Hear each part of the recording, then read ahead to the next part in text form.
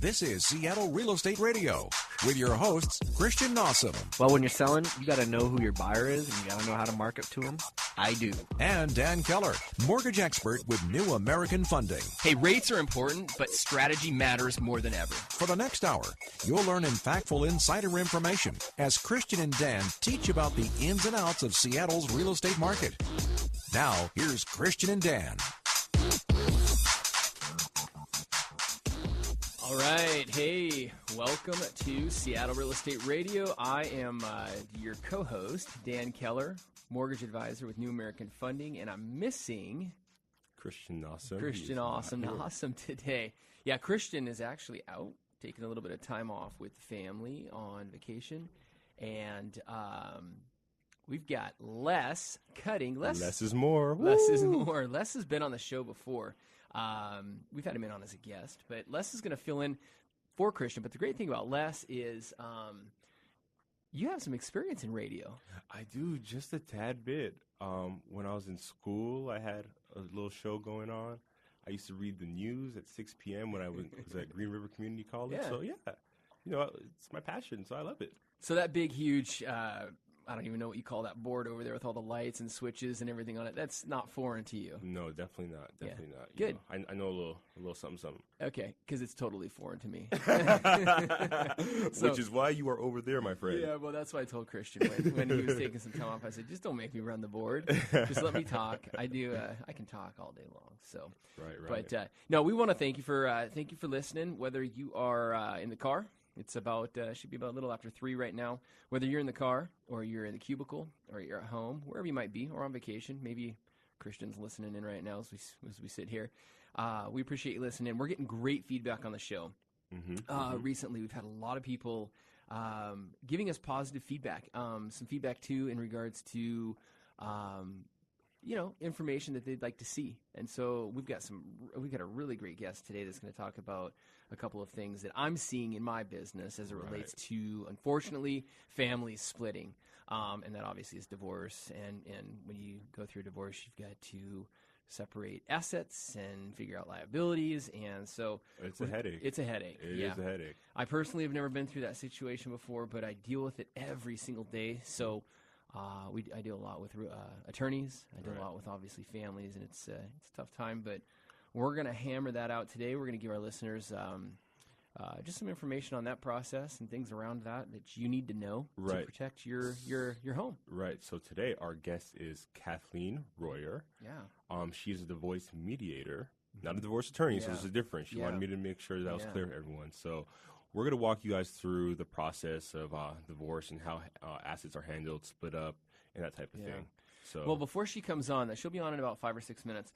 Before she comes on, though, I kind of wanted to just kind of chat with you. I know I always spend a lot of time with Christian talking about, just, hey, what's going on this week? Any changes in the market? What are you guys seeing out there in the Seattle real estate market? Wow. Well, you know what? Let me do my Seattle real estate minute. Let me get into that. All right. So what I'm seeing, there was a slight shift after the 4th of July. Okay. And it seemed like everything was slowing. Agents were putting offer review date periods, and when that time came, it was crickets. There was no offers. So now in the past couple weeks, I'm seeing no inventory. So we're going back to that same situation where there's like tons of offers. I had one this past week where I got into the house. The house had been on the market for like 6 days or something like that. Okay. And 70 cards. People just 70 showings within 6 days. So it was crazy. And we did a pre-inspection. There was 7 pre-inspections before us. So it's still there's some pockets that are really hot. Really hot.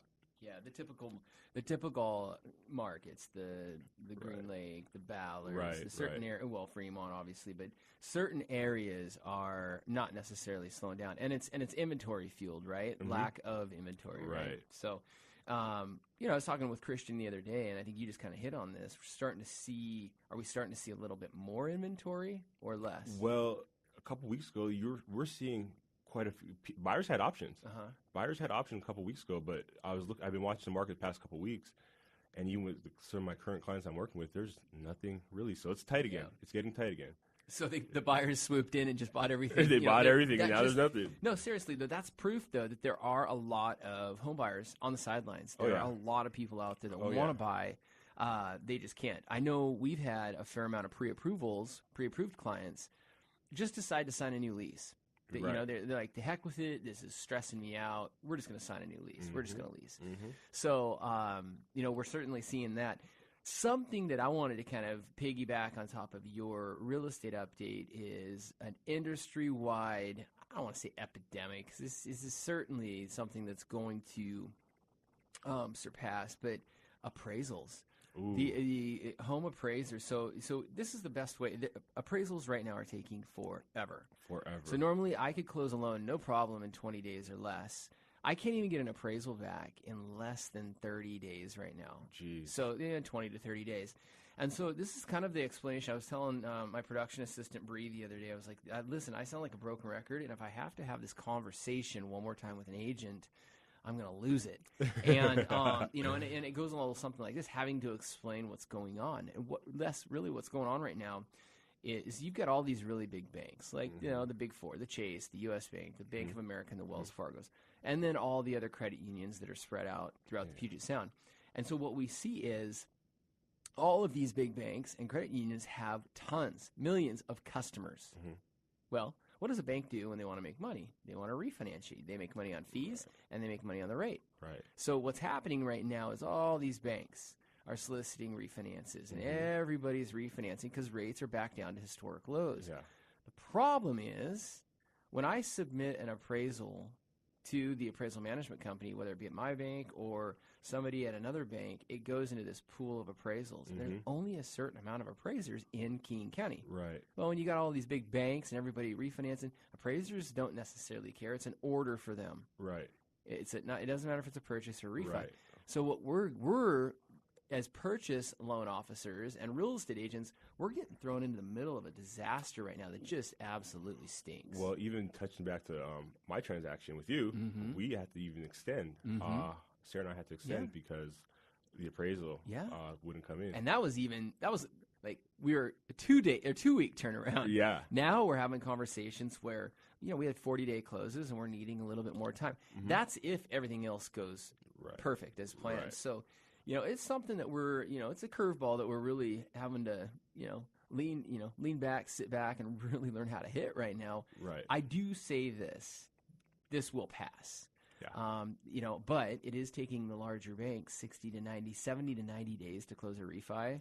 So, you know, once we flush those orders out of the system, things will come back to normal. But yeah, it's super frustrating because it's a variable that's out of my control. And it's all of our control. This market is a big wave right now. There's so many. You know what I mean? It's a wave. Like, we just need to catch a break. Exactly. You got home values going up. You've got now the appraisal issues. You've got rates going low. Which is great for sellers, though. It's great for sellers. It's still great for sellers. So right now, it's still the time to sell. And for buyers, you just need to work with a professional who knows how to navigate that and that's the importance, you know, in communication. So, you know, one of the things that I kind of want to wrap up our opening segment on is a lot of the relocation that we're seeing to the Northwest. And I know Christian's talked about this a lot. It's coming out of the Bay Area. Are you guys seeing any I don't know if you have any data or any metrics on kind of the trend of people relocating up here from the Bay Area? I don't have any concrete data, but as far as what I'm seeing personally, almost all the clients that I'm working with, to really be honest, they're from the Bay Area. Most of them are. They're from San Jose, Silicon Valley area. They're from there. So they're coming up here. They're moving up here. And it was so funny. I took this couple on a showing, and they were shocked at the inventory that we had versus what they get for their money over there. They were like, "What? We get that much in that price point? For this price point? It was crazy. It's crazy." So. Well, they're saying that we're projecting in that direction, what they're coming out of down there. So, you know, whether it be 5 years from now or 10 years from now, you know, that'll be, you know, that's will remain to be seen. But so anyhow, so as far as market easing up, what are your thoughts moving into the fall? I think this fall is going to be similar to last fall. last fall, people thought it would slow down, and it didn't. Mm-hmm. And I kind of see that based on a personal experience with all the people I'm working with. Yeah. I think some of the people who went into hiding this summer, they're going to come back out to play in fall, winter. Yeah, for sure. Okay. Yeah. What do you think about the election? Do you think that's going to play a big role, housing market-wise? I don't know. Yeah. It will. Yeah. It will. Yeah. It will. But what direction is it going to go? Yeah. That's the big question. We don't know what direction it's going to go. Yeah, that's the big unknown. I'm getting, it's funny. Every time I have a loan application through the mortgage planning process, it does come up. Hey, will rates go up or down depending on, who is elected into office? And I said, yeah, I think they're going to remain kind of in limbo pattern right now moving in just because there's so much uncertainty. But you know how the market is right now. It's so volatile. It's so sensitive to any news. Mm-hmm. So, if a report came out showing one party in front of the other by a landslide, and it looks like that particular party may be in pole position, you could start seeing a reaction sooner than later. But what I'm telling clients right now, and I'll tell you this and all of our listeners today, watch that. So continue to watch the market, listen to us, certainly keep a pulse on the presidential election and that race. And I'm going to keep a pulse on it for you. But, yeah, as we start seeing it could be neck-and-neck race. I don't know. It's fairly tight right now, I guess. I don't know. I'm not spending too much time following the here's a... you happen to know the stats? Well, Donald Trump's 1940 boyhood home, 2,000 square feet, brick and stucco, 6 bedrooms, 4.5 bath, is going for $1.65 million. Where? New York? Because he's from New York, East Coast, right? Yeah. Wow. Yeah. 1940. Fun fact. Yeah. Fun fact. 1.65 mil. Well, without knowing the neighborhood, it seems like a lot, but around here, it's above average home downtown Seattle, right? Yeah, for sure. Craziness. So, all right. Well, we're going to get ready to take a break here in a minute. Go ahead and introduce our guest real quick. So we have Kathleen Royer, divorce mediator. Yeah. She will be with us in our second segment. And, stay tuned. We have some good info. Right on.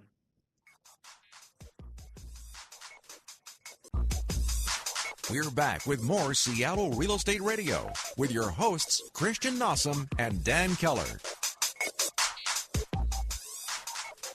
All right. Hey, welcome back to Seattle Real Estate Radio here on KKOL 1300 Business Radio.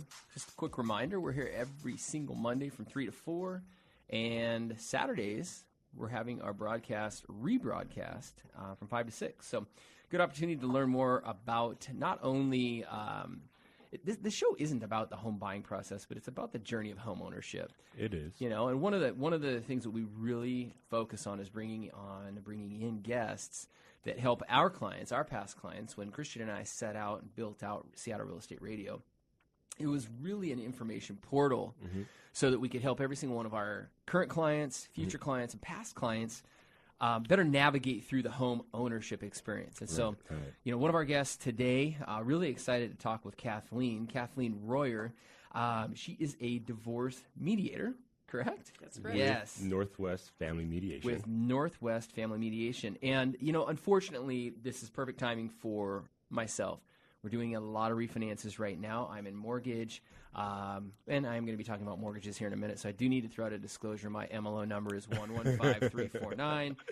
But we're seeing a lot more applications come through our office, unfortunately, that are as a result of families splitting. So this is great timing. I want to give kind of our listeners a heads up. Who is Kathleen? What does she do? And so Kathleen is a divorce mediator. She began practicing family law in Seattle in 1992. Kathleen offers divorce and family mediation to effectively and efficiently resolve all aspects of divorce, including child custody and parenting, post-degree modifications, and complex property matters. Kathleen has completed substantial professional mediation training, including specialized training in parent-teen mediation and conflict resolution. Well, thank you for joining us, Kathleen. Thanks for having me. Yeah, absolutely. So, divorce, it happens a lot in the U.S., United States. Why don't you go ahead and tell us that fact? When do people tend to get divorced? Oh, well, it's interesting that the UW has just put out a study. So most of those of us who have been working with families in a divorce context, either as a mediator or as an attorney, know that there are sort of seasons of divorce. And so this has been anecdotal information that, typically for divorce attorneys, their phones start ringing off the hook January 2nd. And now what happened is that these UW researchers have just put out a report, and they've identified that the peak times for filing for divorce are August and March, and they're essentially tied to, and this is what we know, is that they're tied to nobody wants to divorce during the holidays. Right. They want to get through the holidays, and then often that New Year's resolution is, I'm doing something different. And they also want to get through the summer holidays or the summer vacation, family vacation, and get the kids more or less back to school before they make a major transition. Wow. So it's funny, now they've actually graphed that. So, that stuff that we all knew in practice was happening, scientists have confirmed that for us. Interesting. So for listeners who don't know, there's a difference between a divorce attorney and a divorce mediator. That's correct. So what define your role as a divorce mediator and the difference between an attorney? Well, the difference, so many attorneys are mediators. I practiced family law until 2010, which is when I transitioned to a mediation-only practice. Okay. What a divorce attorney does is the divorce attorney will offer legal advice and file documents and draft documents and represent clients in the context of an adversary proceeding. Okay. Now, I think it's important to know that for every couple who wishes to divorce in the state of Washington, they do have to file with the court, file a petition with the court that tells the court they want the court to enter a decree of dissolution. Okay. The question really is, how do you want to participate in getting to or navigating the court's expectations to get that decree in front of it? Okay. Very few people really go to trial. Most people resolve their cases without a trial. Okay. And they do that by engaging in some sort of negotiation or alternative dispute resolution. So the question is, do you want to do that sooner rather than later? Right. So a divorce mediator really comes on board as early as possible to help the couple navigate that process and navigate and make all the agreements, the substantive agreements that are necessary to be incorporated into final court orders to be presented to the court. Okay. All right. Cool. So let me ask you this. Do you have to file a divorce before you go through the mediation process? No, and that's a great question, because when you file for a divorce, there's a 90-day waiting period that has to lapse before either party can enter final orders. And so that timing and adjusting your own expectations around that 90-day waiting period are something that you actually can navigate in the context of mediation and talk about, okay, when are we going to actually file? That can have a lot to do with, for example, refinancing. Okay. Right, what's the timing of that refinancing? Right. Sometimes, and you can maybe answer this, Dan, it's my understanding that for some couples, if there actually is any kind of litigation pending, and that can include a divorce petition, that can affect an interest rate potentially. Yeah. And so there are real good reasons to look at navigating what's that refinance piece going to be before you actually file that legal. That's the best advice. Either do it before or do it after, but don't do it during the middle. Don't do it in between, because just the paperwork and then waiting for stuff from each party is time consuming, and you only have a certain amount of time when you lock in interest rate. So you're right. Right, and so mediation is a really good process to really sit down and look at what are the options that the couple has in terms of how the house is going to be addressed. Okay. Are there any benefits to using mediation for making decisions involving real estate? Well, there are absolutely, because, when you simply put the question of what to do with the house in front of a trial court, the trial court's limited in terms of the remedies that it can order. And commonly, it's more or less limited to, is the house going to be awarded to one party or the other, or is the house going to be sold? Okay. And those are very limited options. In mediation, you have the opportunity to really explore what are the options, what are all your options, and what option will maximize the benefit to both parties. And that's really kind of the heart and soul of mediation, is how do how do you maximize the benefit that each can receive from the resources that you have available to you of the marriage, Right. whether that's retirement accounts or real estate or savings accounts or investment accounts, whatever those might be. Okay, let's talk about child custody. I know that's a big one. Yeah. So, how does that play a role in what happens to a couple's real estate? I've had a situation. Well, I haven't had a situation, but I've heard a situation where a couple divorced, and they wanted to keep the property and possibly put it in the child's name, but the child probably wasn't of legal age. How does that work?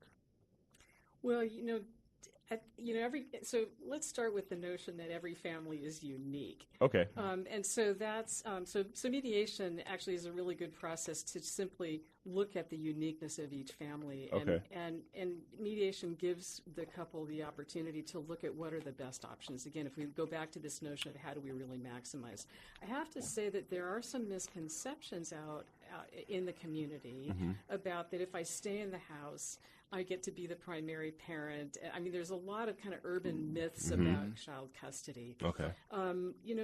We really are in a phase in family law where there's much more shared parenting, and so really sort of staking out turf with the house is really not quite the. It really isn't the answer. It's more figuring out, what does parenting really look like, and to the extent that one party or the other can remain in the house, what is that going to look like? How is that going to be financed? Okay. And does the person who wants to remain in the house have the capacity to finance? Yeah. And so that's often a big question. So, what do you think about that, Dan? As far as, that's it's a big topic of conversation, because when somebody does get it, we got to look at the, alimony or child support, and which can be used to qualify for a mortgage. But are you talking about qualifying for the home after divorce? Is that the question? Right. Yeah. It's a big part of it. A lot of the times, just going to be honest with situations that I've seen, that's not the issue. Okay. We have working families, and they're splitting assets. It's essentially what they're doing. He or she gets the house, he or she doesn't, and they're doing a cash out to either pull money out of there to settle. So that's kind of, but it's a huge point. If somebody you have to show the ability to afford that new mortgage on your own without being married. Right. So without joint income. Right. So, Kathleen, let me ask you, what's the most difficult part in the mediation process? Like, what during the whole process? In terms of dealing with the real estate? The real estate, yeah. What's the most difficult part? Well, I think certainly in terms of dealing with the real estate, I think it's very difficult in a situation where there's a high emotional attachment to the property, right? And a limited capacity to maintain the property independently. Those are the most difficult situations. Okay. But I think it's important to know that for families that are going through divorce, there are some really specific steps that need to be taken into consideration. So, for example, all the assets and liabilities need to be disclosed. Okay. The parties need to figure out what's the value of all of those things. They have to figure out how are those things characterized, and then they have to figure out how can we make the best allocation of those resources and those assets and liabilities. Okay. So that they're workable for the parties. There's a standard out there that most people can articulate, this fair and equitable standard. But, honestly, it's about in mediation figuring out it's pretty common that people will not agree on what's fair, but they can definitely agree on what's workable for them. Right. And that's the goal of mediation, is how do we come to a workable arrangement? Right. And so the house is one of those pieces. Okay. Right. But what happens, I think, is that because it's such an insecure time when couples divorce, there becomes somewhat of a land grab. So people will start saying, well, I'm going to take this, and I'm going to take that, and I'm going to take, this, without really walking through, okay, wait a minute, what is there that we have to even discuss? Right. How do we see it valued? How do we see a workable allocation of those things? So mediation lets people slow down, take stock of what they have, and figure out how can we allocate it so that everybody's needs are met. Right. And that's when you look at that process compared to to an adversary process like court, court really is about asserting your rights and applying remedies. Right. And that's not a great system for families, because families really, when they're in transition, they need to be able to problem solve. Right. And just simply asserting your rights doesn't really invite that. Right. Definitely. Okay. So This is great. This is great info. So we're going to take a quick break. When we come back, my turn to ask a few questions. But this was super helpful. So stay tuned. We'll be back here in a few minutes. And I'm looking forward to talking more with Kathleen. Thank you. We're back with more Seattle Real Estate Radio with your hosts, Christian Nossum and Dan Keller. welcome back. All right, this is Seattle Real Estate Radio on KKOL 1300 AM. We are back with Kathleen Royer, divorce mediator with Northwest Family Mediation. Welcome. Thank you. You've got your deep, less is more, late night voice going. You got a good radio voice, man. I'm telling you, Christian, you might be out of job when you get back from your little road trip. So, no, this is great. This is something like I was telling you earlier. Right. Unfortunately, I see all too much of it. It's a part of my job. Mm-hmm. It's a part of what I do, helping families purchase homes. And unfortunately, life happens and divorce happens. And so. And I haven't come across it yet, but you know, at some point. I was going to ask you, have you dealt with any clients that have called you and said, "Hey, unfortunately, we're not yet, but I'm pretty sure down the line it will happen." I know just this last year it's happened to Christian a few times. So, and there were people that we both helped purchase homes. So, wow. One of the things that I really wanted to talk with, I want to get kind of into the nitty gritty around home ownership and divorce. So, Kathleen, I'm curious, as many of our listeners I'm sure are too. So when couples are getting divorced, do they generally sell the property right away? Do they come to you first? Or are they trying to go to the real estate professional first? What do you see most often? Well, you know, here's what I see and what I encourage my clients to do is to really think first and act after that. Okay. Right. And so I think that it's really, you know, there are a lot of financial questions that have to be resolved in a divorce. And so I think that there may be pressure from one party to the other party as to selling a home really quickly, but sometimes that may or may not make the most sense. Got it. And so I think that for families, more often than not, you know, that's where that resistance is one party may want to sell, the other party says, no, I don't want to sell right away, I want to figure it out. And so it really is a matter of slowing it down and walking through what the options are. Okay. You know, as I said earlier, what you don't want to have is a situation that essentially, at least to one party, appears as a land grab. Sure. Because that only adds more instability to the process and more conflict to the process. Okay. So then, let's say you're working with a client, and they're getting a divorce, and they're selling their house. Do the proceeds go into escrow, and they're held until you're finished, or is it just a part of the mediation process? That absolutely depends. You know, so one of the things about it really is how do you choreograph that sale so that it's as seamless as possible. Got it. So many folks will construct very specific agreements about what the property sale is going to look like. That's a very common thing that happens. It depends really on the level of trust and cooperation between the couple. For most couples who are engaged, who self-select and come to mediation as their process, they typically are committed to working together. They're committed to finding workable solutions, and really they use mediation to that end, and then craft agreements that support the sale of property as that needs to be, that supports any other division of assets and resolution of debts that they have. Got it. Okay.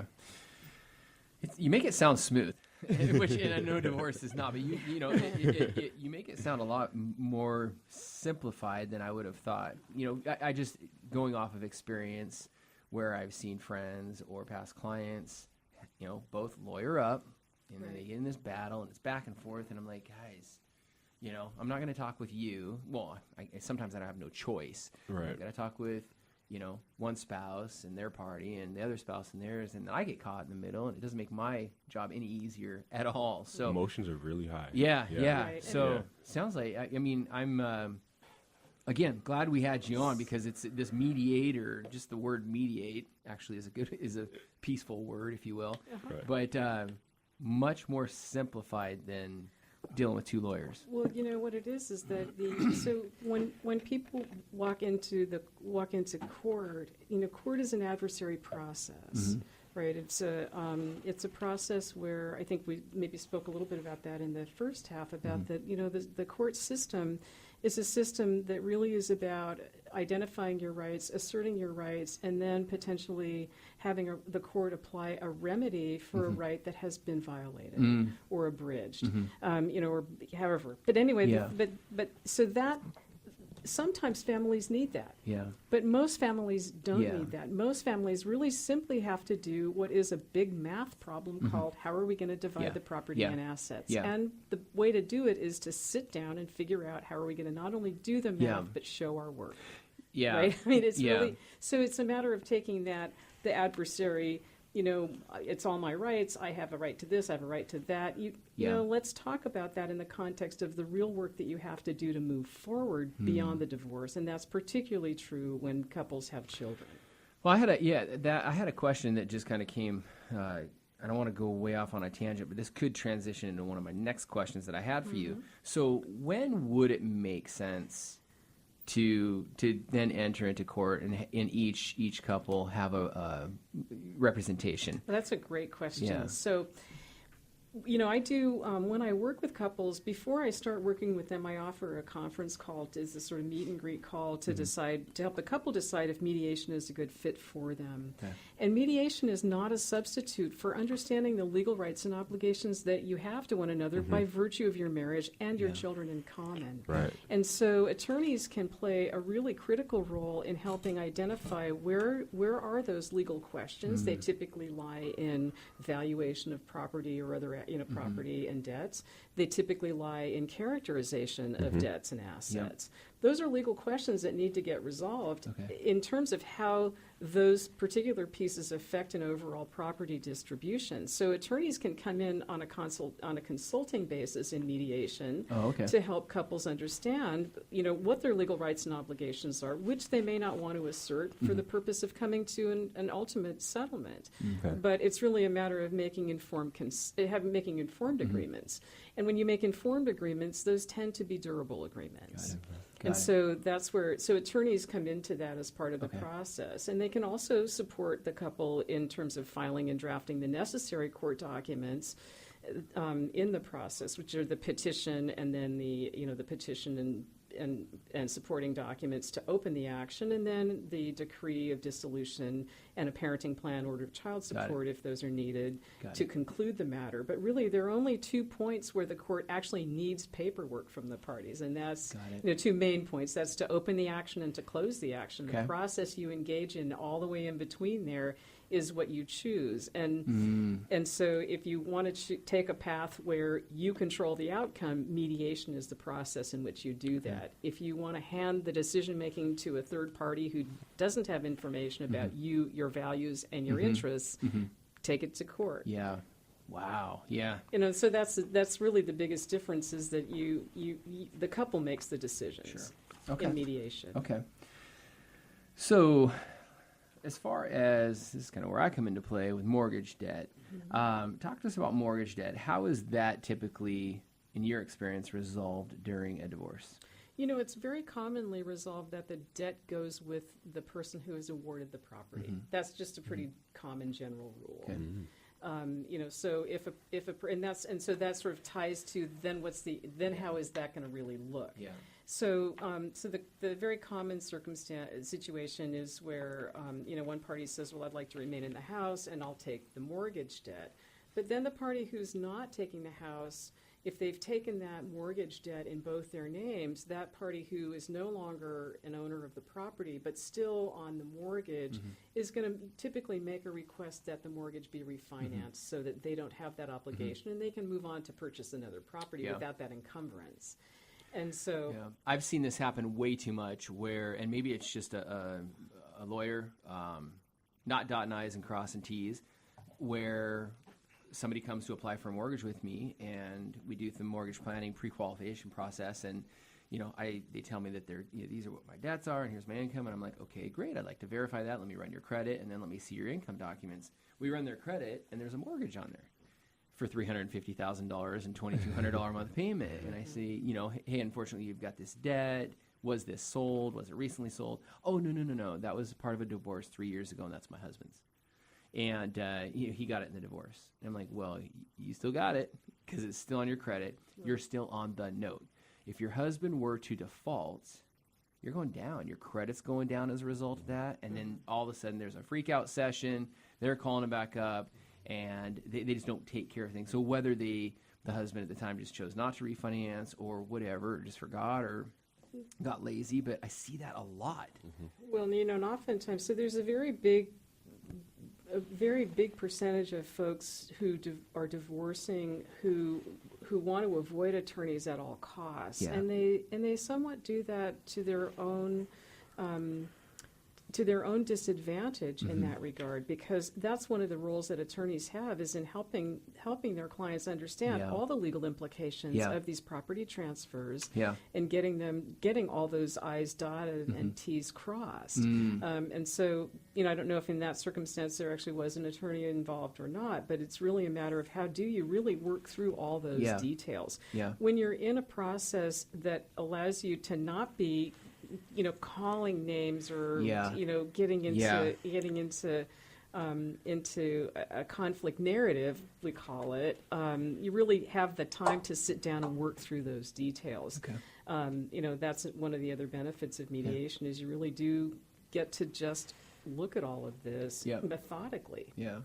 So in our last couple of minutes, I would love for you to kind of give our listeners, and myself too, kind of just an overview of the difference between mediation and, I guess, the court fight, which is typically what we see. What's the big difference there? Well, again, I think the biggest difference is who's controlling the outcome. Okay.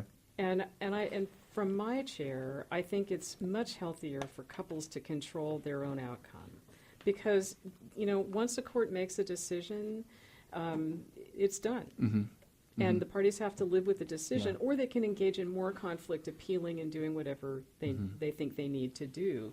But court really isn't about winning and losing. In fact, when I very first started practicing, after, a couple of family law motions, I realized this is not about winning and losing. This is about losing and losing worse, potentially. And those are not good odds. No. So when I practiced family law, I really tried to help my clients engage in effective problem solving that addresses their future, not their past. And that's probably the biggest difference, is that a court can only really look at past. It really keeps both parties tethered to the past. Mediation lets you plan your future. Nice. So if you're listening or you're watching this on a replay and you want to have a conversation with Kathleen, you have an initial consultation that is... I do, yeah. Okay, and it's free of charge just to have... That's correct, you're not going to charge for an initial phone call? That's okay. correct. Great. So I'm going to give our listeners a little bit of heads up. We're running out of time right now, but when we come back, I'm going to give you a little overview on your business, how to get a hold of you, and we just really want to thank you for your time and coming in. Thank you so much. Yeah, this is very helpful. Yeah, real helpful. So stay tuned. We'll be back here in a few minutes, and we'll talk a little bit more divorce, and we'll get into the Mortgage Minute. We're back with more Seattle Real Estate Radio with your hosts, Christian Nossum and Dan Keller. Well, I'm not Christian Nossum. I'm Les Cutting, filling in for Christian Nossum. So you are listening to Seattle Real Estate Radio on KKOL, Business Radio, 1300 AM. And, it's now time for Dan's weekly Mortgage Minute. We're going to get into the Mortgage Minute, but you know what I'm thinking we're going to bring you back on more often, Les. I'm liking the voice. I'm liking the radio voice, that deep, soft. Or maybe we'll talk to the station and have us do a late night with Les, Christian and Dan. There you go. We'll do something like that. But no, hey, all joking aside, no, that was great. Super valuable. I can't really tell good you. information from our guests. You're going to see it a lot in your real estate career. I certainly see it more than I would like to. But Kathleen, definitely.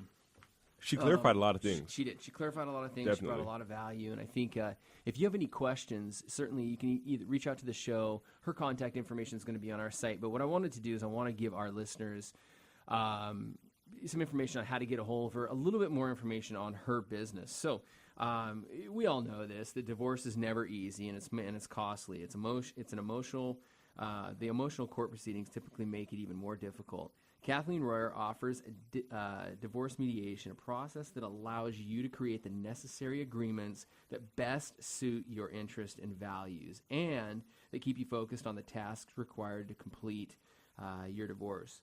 Through effective communication and problem-solving methods, she helps you review your options together and generate creative solutions that work best for you and your family. So Kathleen's contact information is, if you're ready for her phone number, it's 206-684-9460, 684-9460. It's going to be on our website. It's going to be on our social media page, as well as her email, kroyer@nwfamilymediation.com.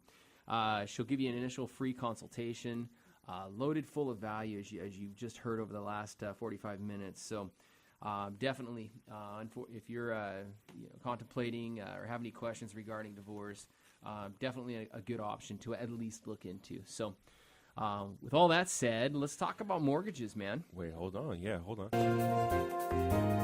Welcome to this week's Mortgage Minute with Dan Keller. Bring us in. Nice. Good. Jeez, one day in.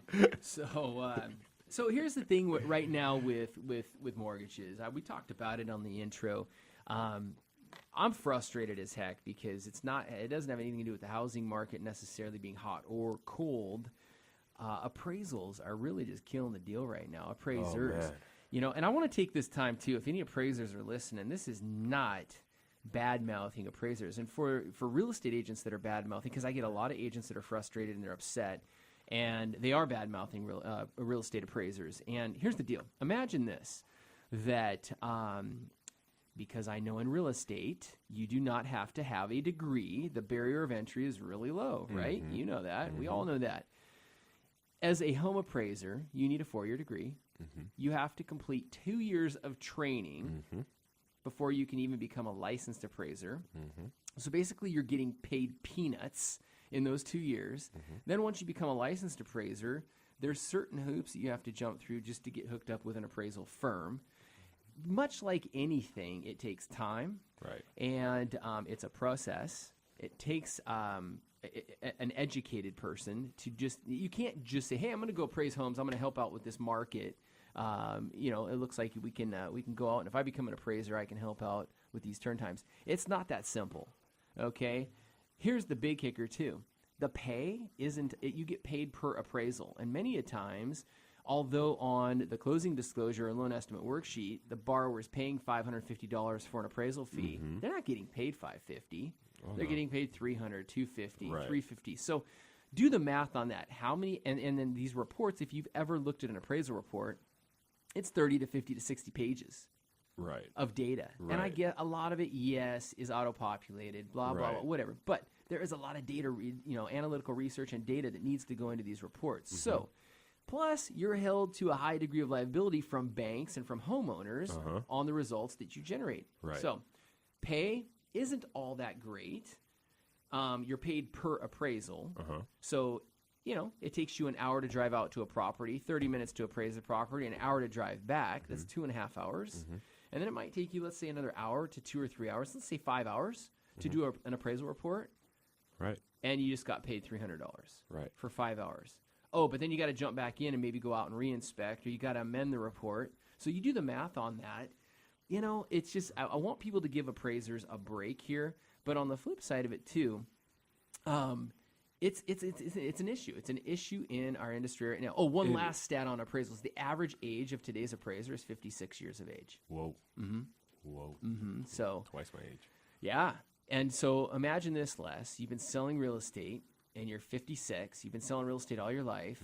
You know it all. You've been through 2 or 3 different markets. You're just like, nothing rattles you anymore. You're kind of pissed. Yeah. You're kind of just, you can get irritated easily. You're a positive guy. Let's say you're not as positive as Les. You're angry at the world, all that stuff. So there's a lot that's going into why it's taking 4 weeks to get an appraisal back. For sure.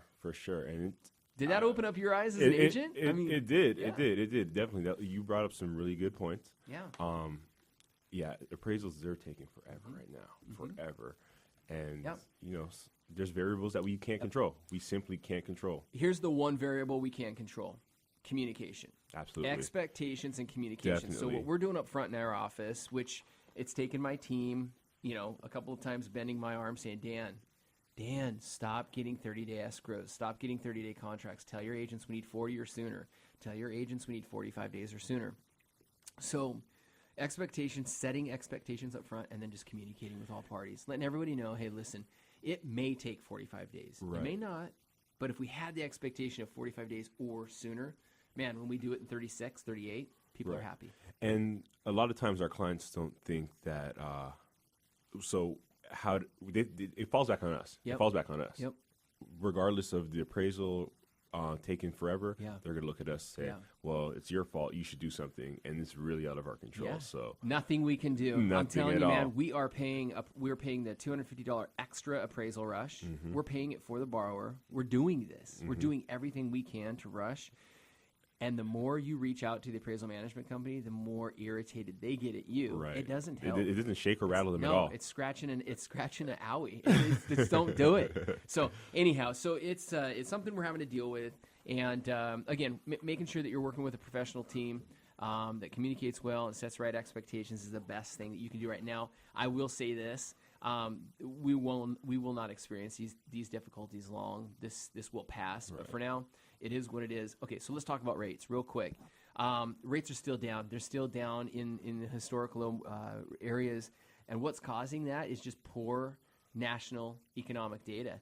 The housing report came in actually low. Wow. It missed expectations this week. Wow.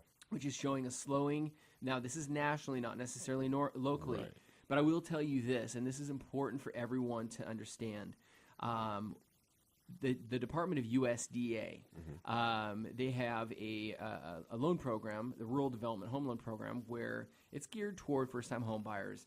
But what they do, it allows for zero down and very little private mortgage insurance. But what they've just done this coming month, is they're reducing the PMI and the upfront funding fee. I just posted something on Facebook the other day. Wow. You should watch the short video that I posted. And if you're listening to this, jump on there and watch it. But the Department of USDA is making their loan program much less expensive.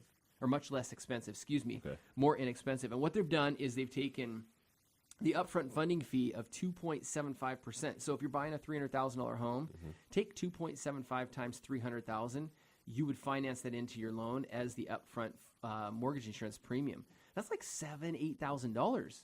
They're dropping it down to 1%. Wow. So from almost $8,000 to $3,000. Wow. They're dropping the monthly from 0.50 to 0.350. So they're just giving money away. Well, but you know what this means?